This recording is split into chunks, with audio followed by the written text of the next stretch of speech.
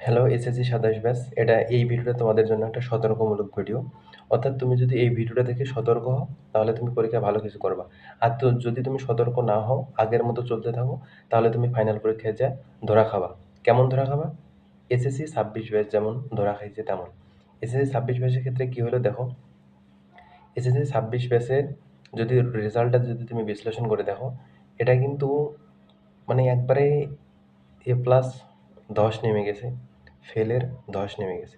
অর্থাৎ এদের কিন্তু এবার শর্ট সিলেবাসে পরীক্ষা হয়েছে, তোমাদের কিন্তু ফুল সিলেবাসে পরীক্ষা হবে, এটা মাথায় রাখিও। এদের শর্ট সিলেবাসে পরীক্ষা হওয়ার পরে ফেল করছে কতগুলো জানো? প্রায় ৭ লাখ ফেল করছে। ফেল করছে এতগুলো।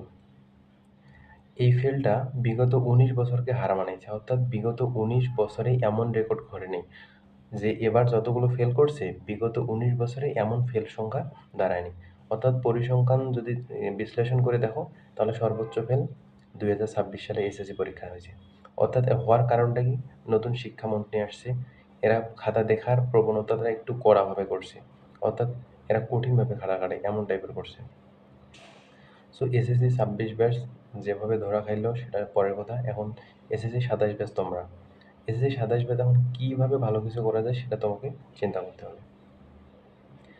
সো তোমাদের যেহেতু ফুল সিলেবাস, এখন থেকে মনোযোগ সহকারে পড়তে হবে। কীভাবে পড়বা, কখন কোন সাবজেক্ট মানে শেষ করবা, কোন সাবজেক্ট কতদূর গেল, বিভিন্ন ধরনের সাজেশনমূলক ভিডিও এই চ্যানেলে পাবা। তুমি অবশ্যই চ্যানেলটাকে সাবস্ক্রাইব করে রাখো। আমি ইনশাল্লাহ তোমাদের মাঝে ভিডিও নিয়ে আসবো। তুমি যদি নতুন হয়ে থাকো, অবশ্যই চ্যানেলটাকে সাবস্ক্রাইব করে পাশে থাকো। তোমাদের জন্য বিভিন্ন ধরনের সাজেশনমূলক ভিডিও আসবে।